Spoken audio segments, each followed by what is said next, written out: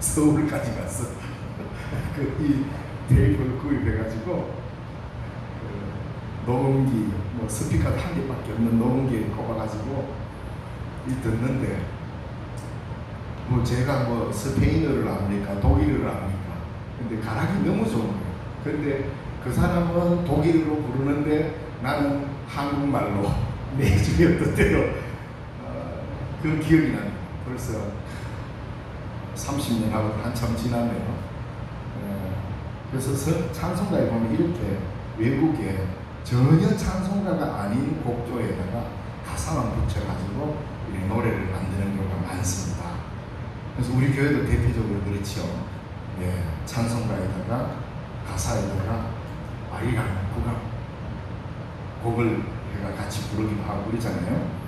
예, 그 시대에 좋은 노래가 있으면 그 좋은 멜로디를 그냥 세상 노래로 부르기 아까우니까 찬송가의 가사에 얼마나 멋있습니까?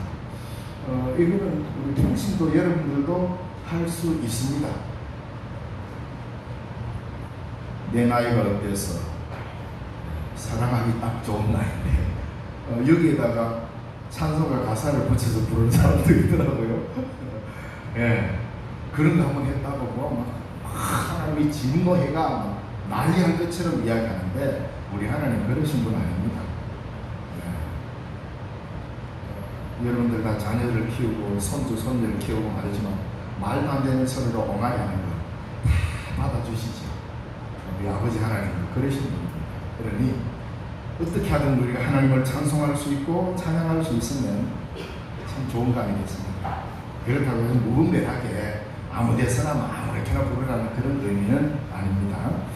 예, 오늘 본문의 말씀 우리가 성령 강림절 후 12번째 주일에 읽을 성서 전과에 요청되는 말씀입니다. 그래서 오늘 본문의 말씀은 사실 마태복음에도 나오고요, 마가복음과 요한복음에도 이 동일한 기사가 나옵니다. 저는 오늘은 마태복음을 통하여서 마가복음에서는 예수님 베드로가 무리로 막 걸어가는 이런 장면은 없습니다.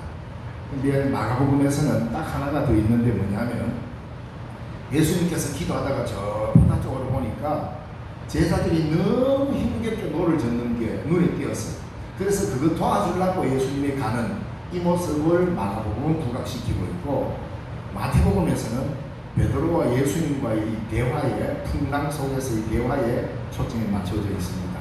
그래서 똑같은 사건이지만 어떤 관점으로 보느냐에 따라서 마태복음과 마가복음이 다르고 그렇습니다.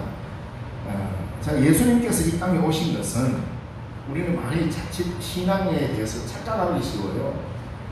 내가 예수 딱 믿는 순간 내가 무아지경에 도달해가지고 이 세상과는 전혀 상관없는 아주 높은 경지에 도달하는 이런 사람으로 우리를 만들려 오신 것처럼 착각하는 경우가 있습니다. 대표적으로 어떤 일을 많이 벌이냐면 복음서에 기록된 예수님의 사건을 그대로 재현해야만이 좋은 믿음인 것처럼 착각하는 경우가 많아요. 그렇죠. 예수님이 이렇게 했으니까 우리도 할 수 있다. 그리고 특히 요한복음 보면은 너희가 내 이름으로 구하면 내가 행하는 것보다 너희도 더 큰 일을 행하리라 이러니까 예수님보다 더 큰 기적을 우리가 일으킬 수도 있고 문자적으로 이해해가지고 마치 우리가 예수님과 동급인 수준으로까지 막 기적을 일으키면 대단한 믿음이고 대단한 부흥사고 대단한 사람으로 치부해왔던 게 오늘 우리 잘못된 신앙입니다. 예수님 시대 때에 일어났던 놀라운 기적의 사건을 오늘 21세기 여기에서 그대로 재현한다고 해서 그것이 믿음의 행위냐? 결코 그렇지 않습니다. 기독교 신앙을 그렇게 오해하면 안 됩니다. 그런 것들을 계속해서 반복적으로 재현하면서 우리 신앙을 키우려고 하면 이미 종교학자들이 말했어요. 그것은 올바른 성경적 관점이 아니라고 일반 종교학자들도 그렇게 비판을 했습니다. 그게 뭐냐? 우리는 자꾸 예수님 시대 때 환자에게 손을 얹어서 딱 기도했더니 바로 벌떡 일어났어요. 근데 우리는 안 일어나. 그러면 어떻게 해야 합니까? 아이고 저 목사는 영역이 없어. 능력이 없어. 딱 이렇게 판단해버리죠. 이게 과연 하나님이 원하시는 세상일까? 아니면 오병이의 기적을 예수님이 이렇게 해서 수많은 사람을 먹여주었는데 이 가난한 백성들 앞에 가서 내가 믿음으로 주야 하고 탁 있는데 빵이 확 늘어나고 고기가 확 늘어나서 그 가난한 백성들을 쫙 먹이면 예수님 시대 때 사건을 재현했다고 해가지고 우리가 그 사람 능력이 있어. 우리 이런 관점으로 신앙을 이해하고 있다 이 말입니다. 이것은 매우 위험한 신앙입니다. 예수님이 했던 일들을 그대로 재현해내는 사람이 이 시대에 필요한 게 아닙니다. 방향을 잡아요. 그래서 우리는 신앙적 무아지경에 도달하는 것을 아주 대단한 신앙인 것처럼 이야기하는데 그는 성경적이지도 않고 신학적이지도 않습니다. 그래서 우리의 삶을 다시 한번 돌아봐요. 그건 뭐냐면 예수님께서 이렇게 기적을 일으키신 그 뒤에 무슨 의도로 이렇게 하셨을까? 이 사건이 오늘 우리에게 주는 21세기 우리에게 주는 우리가 해야 될 일은 무엇이며 우리는 무엇을 감당해야 하는가라는 사회적 책임을 묻고 있는 겁니다. 오병이의 기적 그거 못 일으켰다고 해서 믿음 없는 게 아니잖아요. 그거는 우리가 할 수 있는 일이 아닙니다. 하나님의 권능으로 예수님이 하신 일을 우리는 반복적으로 해낼 수 있는 일이 아니고 그걸 다시 재현하는 것이 중요한 게 아닙니다. 한 아이의 작은 도시락을 나눔으로 주님은 축복하시고 결국 우리가 사는 세상에 오병이와 같은 놀라운 기적이 일어나는 것은 작은 나눔을 통하여서 일어난다는 성경적 교훈을 받아들여야 되는 겁니다. 그래서 내 것을 하나 나눌 생각을 안 하고 기적만 바라보고 있다면 그는 기독교인이 아닙니다. 오늘 본문에도 보면은 베드로가 물 위로 걸어요. 제가 총각 시절에 지금 어렴풋이 누군지 잘 기억은 안 나는데 중고등부 학생들 데리고 막 산에도 기도하러 가고 막 열심히 기도했어요. 마치 이 본문 가지고 어떻게 내가 말씀을 전한 기억이 나는데 선생님, 와 우리가 보기에 선생님은 우리보다 훨씬 믿음이 좋으니까 선생님도 물 위로 걸어갈 수 있겠습니까? 그때는 제가 신학을 전공할 때가 아니었잖아요. 그걸 내가 어떻게 걷냐고. 그게 믿음으로 걷는 거 아닙니까? 믿음이 작은 자여 왜 의심하냐. 의심 없이 물에 발을 탁 들어놓으면 갈 수 있는 거 아닙니까? 저 할 말이 없어요.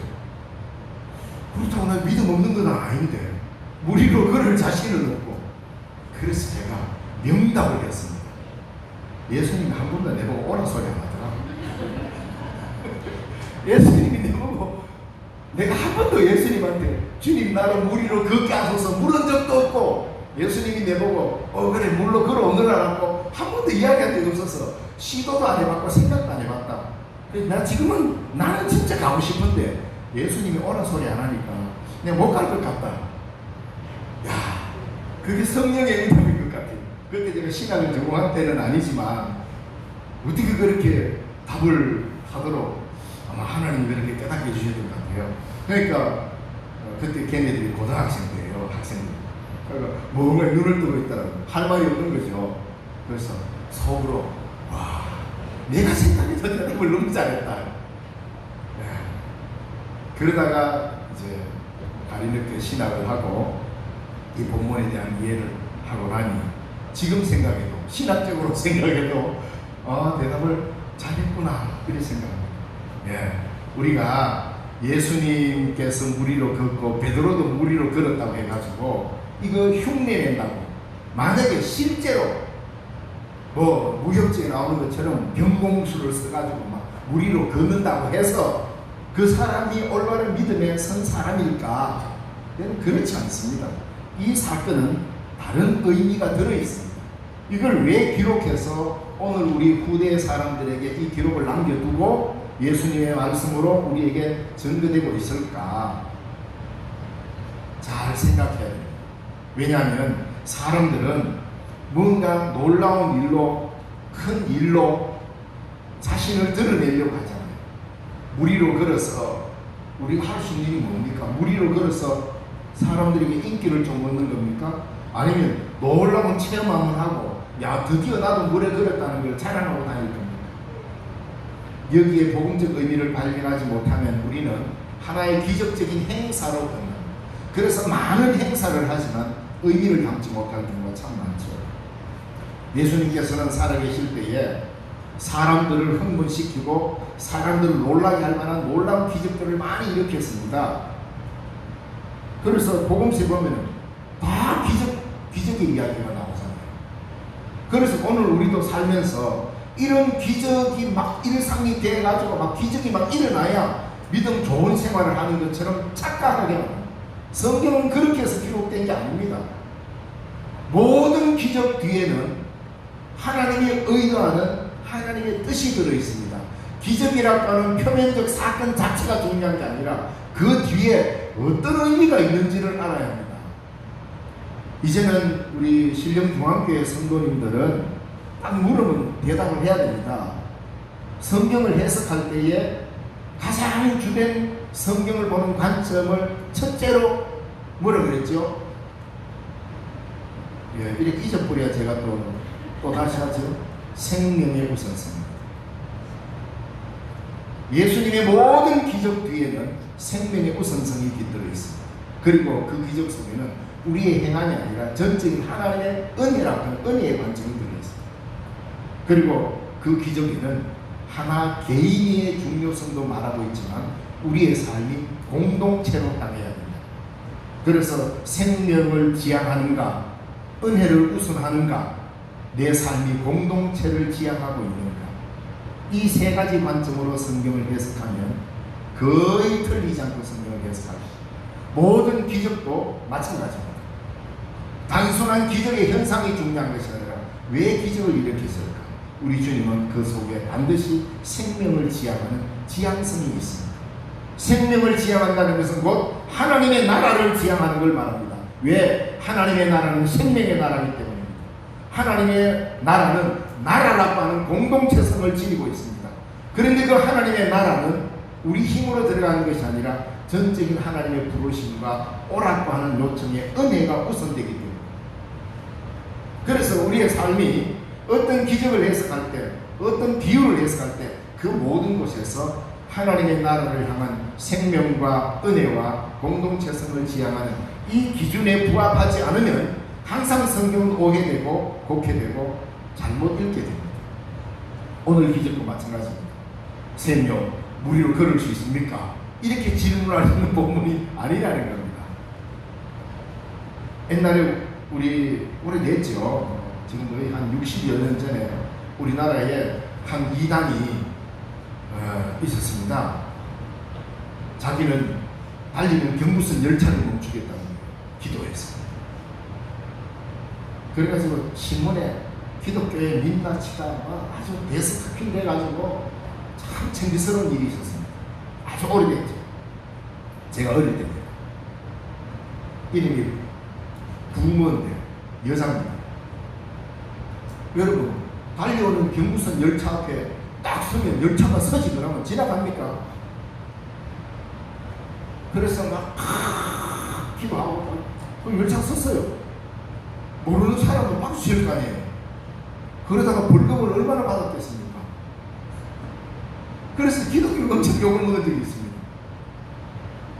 여러분, 우리가 열차를 세우고 예수 믿는 이유가 어떤 기적이나 일으키고 열차를 세우고 아니면 무리로 걷는 기적 이런 데 일으키는 게 중요한 게 아닙니다.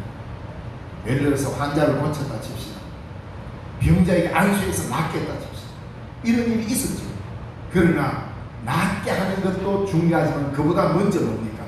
그 생명에 대한 경외심과 생명을 사랑하는 하나님의 마음으로 기도해 주는 것이 더 중요합니다.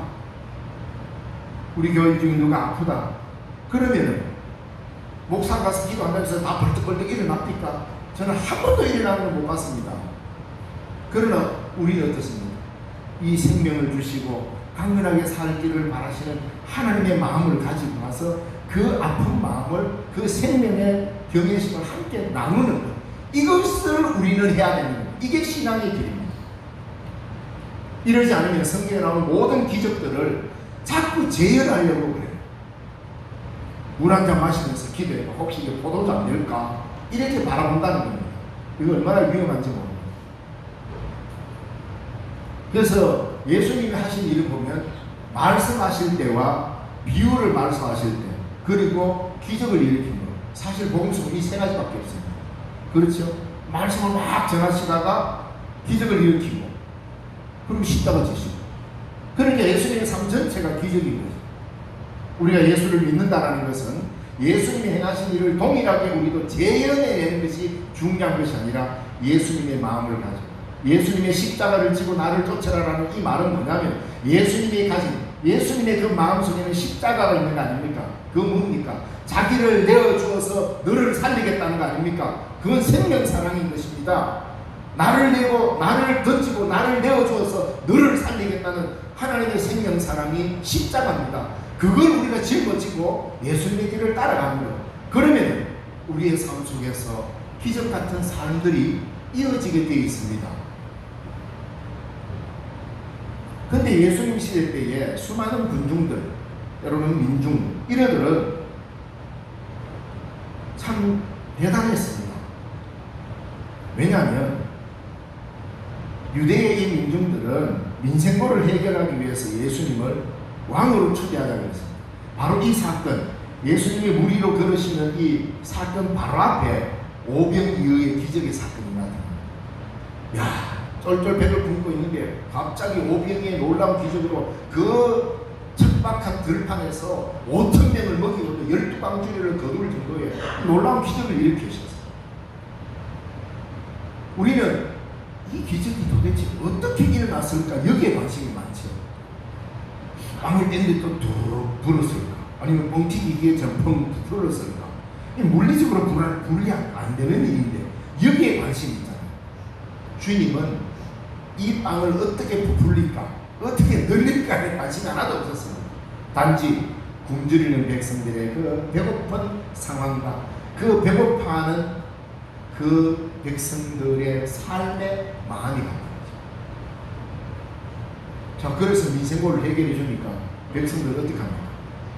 이 사람이야말로 우리의 왕이다. 그래서 예수님을 붙잡아서 왕으로 삼으려고 했습니다. 요한복음 6장에 보면 이쯤 되면 아마 저 같으면 이제 사람 좀 알아보네 하고 왕관 세워지면 덥석 섰을 거예요. 예, 인간은 인기를 보고 삽니다. 지금 뭐 지지율 때문에 난리를 하고 있죠. 어디 가서 투표로 지지율 얼마나 사람은 이 지지율에 되게 민감합니다. 누가 나를 얼마나 좋아해 주는가 되게 민감합니다.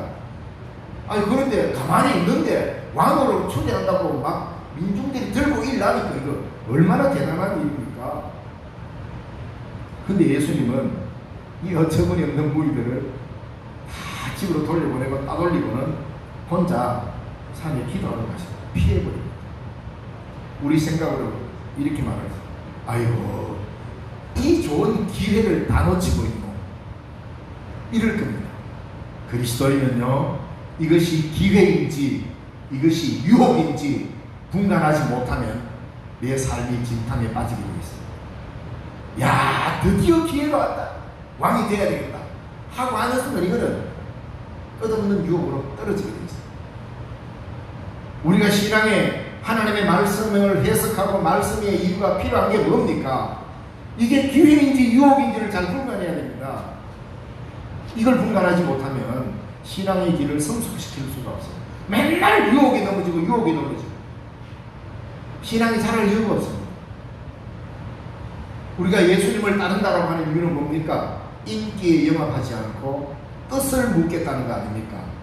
예수님께서는 이 땅에서 인기와 상관없었습니다. 내가 하는 일이 하나님의 뜻에 합당한지 그분의 뜻을 쫓아 하나님의 나라를 향하여 방향성을 가지고 살아가는 분이 그리스도십니다. 그 길을 우리 보고 따라오라고 그랬잖아요. 그러니까 우리도 그렇게 가야 됩니다. 이 백성들이 흥분하면 막강한 힘이 나오지요. 우리가 살아가는 지금 시대도 마찬가지입니다. 이 백성들, 즉 이 민중이라고 하는 이 힘은 민주정치에 있어서 주권의 소재이고 역사의 주인입니다.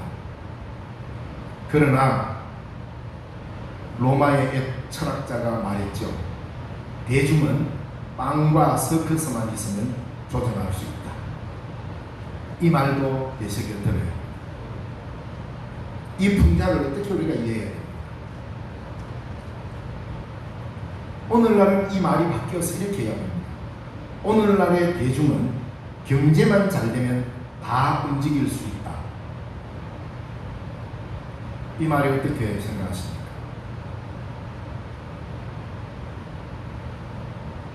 심지어 그리스도인마저도 정치인을 판단할 때 경제적으로 판단합니다. 물론 맞습니다. 나라의 책임자가 되면 경제를 잘 살려야 되는 건 맞습니다. 그래야죠. 백성들을 토탈히 빠뜨리면 되겠습니까? 그러나 그리스도인은 다르게 묻는 질문이 있어야 됩니다. 저것이 하나님의 뜻이 합당한가? 생명을 살리는 일인가? 이걸 물으라는 겁니다. 그렇지 않으면 우리는 일반 대중처럼 뭐로 가나 질러가나 서울만 가면 된다. 이래나 저래나 적당하게 불법을 저질러도 경제만 잘 되면 된다. 이렇게 우리가 세상을 판단하고 살 겁니까? 그건 옳지 않습니다.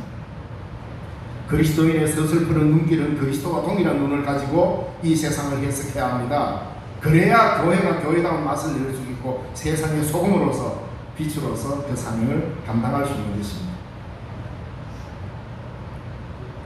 군중들은 때로는 아주 냉철하고 똑똑한 것 같을 때도 있지만 때로는 어리석기 짝이 없는 이 양면성을 동시에 가지고 있습니다.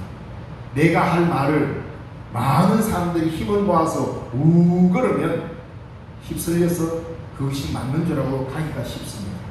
이럴 때 우리 그리스도인은 이것이 생명을 지향하는 일인가를 늘 살피란 말입니다. 성서적 정신을 가지고 살피라 이 말입니다. 그렇지 않으면 우리는 예수님을 왕으로 초대하고자 열광했던 그들이 십자가에 못 박으소서라는 동일한 말을 내뱉는 무지한 군중들 같이 이 구분을 할 수 없는 이 상황에 빠지게 됩니다. 예수님으로부터 받아먹고 나니까 왕으로 삼으려고 하다가 예수님이 빌라다 배척함을 받을 때는 십자가에 못 박아놓고 난리쳤습니다. 군중의 힘은 이런 겁니다. 여기에서 우리는 냉철하게 세상을 바라보고 성경적 관점을 가지고 역사를 바라보는 눈길을 가져야 합니다. 그래서 예수님은 지지율에 관심이 없었습니다. 인기를 뒤로 했습니다. 그것보다 먼저 잡아야 되는 게 있습니다. 그게 하나님의 뜻입니다. 하나님 나라를 향한 방향성입니다. 오늘 저와 여러분이 해야 될 일이 바로 이겁니다.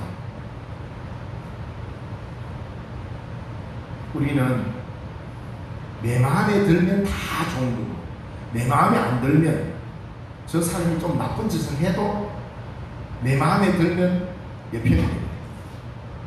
이미 이 기준은 굉장히 위험합니다. 그렇다고 예수님은 선택해서 이 사람은 좋아하고 저 사람은 싫어하지 않고 예수님은 온 백성들을 사랑했습니다. 그러나 군중들에게 예수님은 무엇을 기대하지는 않았습니다. 자, 이 갈릴리 바다 참 깜깜한 밤사경이라고 했는데 이 옛날 번역이다 보니까 사경, 요즘 우리가 뭐 제1경, 2경, 3경으로 시간 말하는 사람 아무도 없죠. 요즘 아이들에게 야 밤사경 그때 언젠데요 묻거든요. 그래서 아마 지금 새롭게 번역되는 새한글 성경이나 이런 데 보면 새벽 3시 3경이 11시부터 11시, 12시, 1시, 2시, 3시 요까지니까 4경은 새벽 3시부터 시작됩니다. 그래서 밤 4경이라면서 새벽 3시 동이 틀 때도 아니고 가장 어두울 때잖아요. 이때 예수님의 제자들이 뭐 달이 있었는지는 모르겠지만 바다에 노를 저으면서 고생하는 모습을 예수님 보시고 찾아오십니다.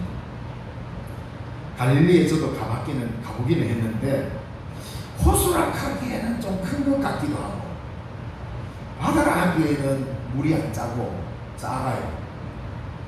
크기가. 그래서 수영하니까 민물이라서 수영하기가 참 좋더라고요.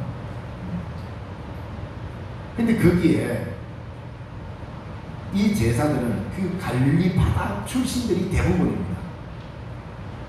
그러니까 갈릴리 바다는 이 제자들에게 생소한 곳이 아니에요. 너무나도 익숙한 곳입니다.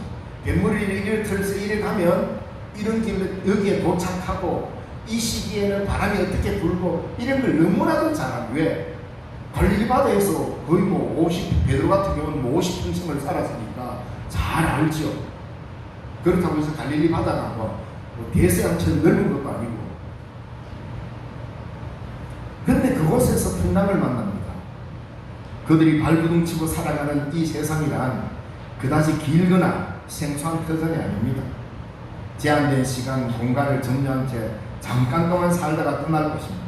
그리고 우리뿐만 아니라 수많은 사람들과 조상들이 거쳐간 것이 바로 우리가 살아가는 터전 아닙니까? 갈릴리 바다, 예수님의 제자들에게는 매우 익숙한 삶의 터전입니다. 오늘 우리가 살아가는 이 세상도 마찬가지입니다. 너무나도 익숙합니다. 그리고 굉장히 정겨운 것이기도 합니다. 그러나 이 세상이란 늘 생소하고 정겹고 그렇지만 힘겹고 거센 경량이 거치질 않습니다. 바다에 익숙한 어부들이었지만 걸핏하면 풍랑만 나고 고통을 겪고 그런 거 아니에요? 고도의 과학 문명과 지식 폭발로 이제는 AI 시대를 살아가면서도 불안한 전쟁의 소용돌이에 우리는 휩쓸리는가 하면 지진이나 굶주림, 가뭄, 홍수, 질병 이런 파도에 우리는 수시로 휩쓸립니다. 그거 마치 베드로가 파도에 휩쓸린 채 나를 구원하소서라고 소리 질렀던 상황과 별반 다르지 않습니다. 그게 뭡니까? 베드로가 열심히 살았던 갈릴리 바다에서의 자신의 한계, 나를 구원하소서가 오늘 우리가 살아가는 이 역사 너무나도 익숙하지만 이곳에서 우리가 맞닥뜨리는 인간적 한계 상황 같은 겁니다. 갈릴리 바다 풍랑에 침몰되어 가던 베드로와 그 풍랑을 밟고 걸어오시던 예수님 사이에서 참 아이러니한 모습을 보게 됩니다. 뭔지 아십니까? 갈릴리 바다에서 평생을 살아온 어부는 파도에 침몰되어 가고 있고 나사렛에서 늘 목수일만 하시던 예수님은 파도를 밟고 서 있었다는 이 역설, 이건 뭘 의미해 줍니까? 우리는 예수님을 만날 때에 친근한 모습, 다정한 모습 이런 걸 많이 기대하죠.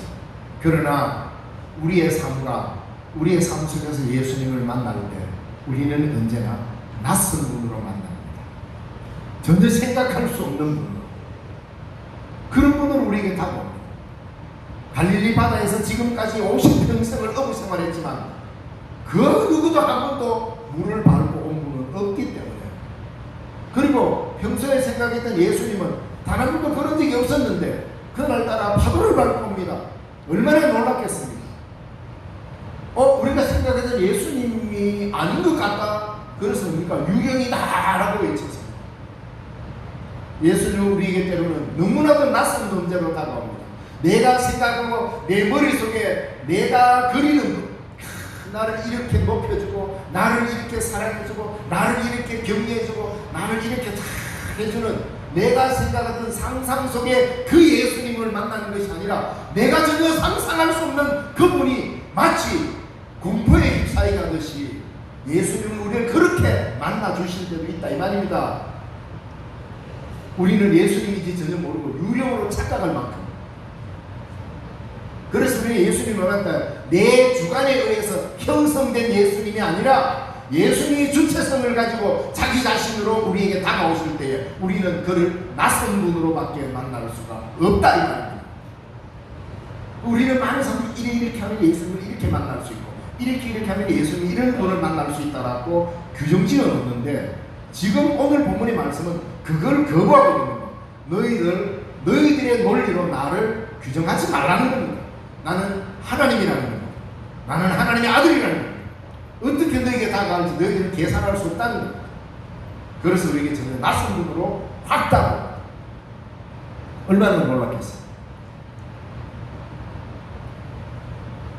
지금 전문화 시대, 다문화 시대를 지났고 첨단의 21세기를 살아감에도 불구하고 역사의 경향을 밟고 그 경향을 꾸짖어 잠잠케 하실 수 있는 분은 고도의 전문 지식이나 기술을 지닌 전문인이 아니라 바로 예수 그리스도라는 사실을 알아야 합니다. 오늘 우리 시대에 각각의 전문가들이 많은 말을 하고 많은 소리를 내고 있습니다. 그들의 소리도 들어야 할 것입니다. 갈릴리 바다의 깊이가 얼마고 바람이 어떻게 불 때는 어떤 방향으로 바람이 불고, 이러한 전문적인 지식이 일상에서는 꼭 필요합니다. 그러나 우리가 하나님의 나라를 향하여 갈 때는 그런 전문적인 지식이 아니라 그리스도를 마주해야 됩니다. 전혀 낯선 분으로 다가오는 그리스도를 마주하고 그리스도와 함께하지 않으면 풍랑을 밟을 수가 없게 되죠. 오늘 우리 시대의 경향을 이길 수 있는 길은 그리스도를 보는 길뿐입니다. 모든 것이 다 전문화된다고 할지라도 신앙만큼은 특정 집단이나 개인의 전문화의 도구나 매체가 될 수 없습니다. 갈릴리 사람 베드로는 자신과 바다를 바라보았을 때 물에 빠졌습니다. 자기가 늘 살던 곳이고 늘 다니던 백길이고 바다인데 그곳을 바라보았을 때 그냥 빠졌습니다. 그러나 자신을 물에 맡기고 예수님을 바라보면서 주여 나를 구원하소서, 주여 나를 오라하소서 했을 때 그는 물을 발랐습니다. 이게 신앙입니다. 우리 모두는 물 위에 설 수 없습니다. 물리적인 물 위에 중력의 법칙에 의해서는 다 빠집니다. 예수님을 시험하지 마시고, 예수님 시대 때 있었던 일을 나도 믿음이 있으니까 주시옵소서 하고 하마지 저수지가 사다가 큰일 납니다. 하면 안 됩니다. 그런 일을 일어나지도 않고 일어나서도 안 됩니다. 그건 뭘 말합니까? 오늘 우리가 살아가는 이 시대에 교회 공동체는 늘 익숙한 곳에 살지만 익숙한 곳으로 의해서 풍랑을 만나고 고통을 만납니다. 바로 그 가운데서 우리는 그리스도와 마주하고 낯선 분으로 다가오시는 그리스도를 마주할 때만이 우리는 물을 밟을 수 있고 그분을 배 안으로 모셔야만이 평안을 누릴 수가 있습니다. 신앙은 도전입니다. 고난과 싸워 이기지 않고 신앙이 자라는 법은 없습니다. 파도 타는 사람들로 영화나 그림으로 많이 보셨죠. 거센 파도가 일면 파도를 타지 못하는 사람은 그 파도가 무시무시하고 그게 휩쓸려 들어가 버리면 다 죽습니다. 그러나 스핀보드를 타고 파도를 타는 사람은 파도가 높을수록 자신의 기량을 발휘하고 멋지게 파도를 탑니다. 우리가 그리스도를 만나고 그리스도인이 살아가야 될 삶의 방향은 파도에 함몰되고 휩쓸릴 사람이 아니라 파도를 타는 법을 배워야 하는 겁니다. 이것이 뭡니까? 우리 힘으로 되는 게 아니에요. 우리 힘으로 세상을 정복하고 파도를 넘어갈 수 있는 힘이 나오는 게 아니라 마주하고 낯선 분으로 오지만 그분을 향하여 주여 만일 주님이시면 나를 오라 하소서, 그 주님과 마주하며 주님께 요청하는 겁니다. 파도를 밟는 힘은 나에게서 나오는 것이 아니라 주님이 오라는 명령을 통하여 일어나는 겁니다. 교회는 그 길을 가야 하는 겁니다. 그래서 주님이 오라 발로 밟았습니다. 살다 보면 현실이 더 가깝습니다. 오면 내가 겁내 잠시의 기쁨도 사라져버리고 풍랑을 보는 순간 빠집니다. 왜? 나를 예수와 일체화시킬 것이냐, 나를 세상의 풍랑과 일치시킬 것이냐라는 문제죠. 교회는 그리스도를 바라보고 그리스도와 일체를 하는 방향성을 갖출 때만이 세상의 풍랑을 뒷밟고 일어설 수 있다, 이 말입니다. 신앙은 도전입니다. 주를 향한 방향성이기도 합니다. 나를 물 위로 오라소서라는 담대함이 필요하고 나를 구원하소서라는 외침이 교회의 목소리가 되어야 됩니다. 이 둘은 다른 소리가 아닙니다. 나를 물 위로 오라소서, 나를 구원하소서, 동일한 말입니다. 그 앞에 반드시 주격이 있습니다. 그게 뭡니까? 주여. 교회가 부르짖을 처음이요 마지막 맞이, 주여 나를 오라소서, 주여 나를 구원하소서. 이것이 오늘 경향에 흔들리는 이 세상 한가운데서 교회가 외쳐야 될 우리의 목소리입니다. 기도하겠습니다. 살아계신 하나님 아버지, 은혜를 감사드립니다. 날마다 우리에게 좋은 길을 허락하시고 하나님의 나라를 향하여 살아가도록 이끄시는 주님, 하나님의 크신 은혜 속에 살면서도 세상의 풍랑을 바라보며 빠져들어가는 적이 한두 번이 아닙니다. 주님과 마주하고 저 낯설게 다가오는 주님을 마주할 수 있는 우리의 믿음이 되도록, 그래서 믿음이 적은 자야 왜 의심하였느냐라는 책망이 아니라 이리로 오라는 주님의 말씀을 듣는 우리가 될 수 있도록 도와주시고, 이 거센 풍파를 이기며 오늘 살아가는 우리 그리스도인들이 이 시대를 이기고 이 시대를 이끌어가는 주의 몸된 교회가 되도록 축복하옵소서. 예수님 이름으로 기도드리옵나이다. 아멘. 찬송가 400장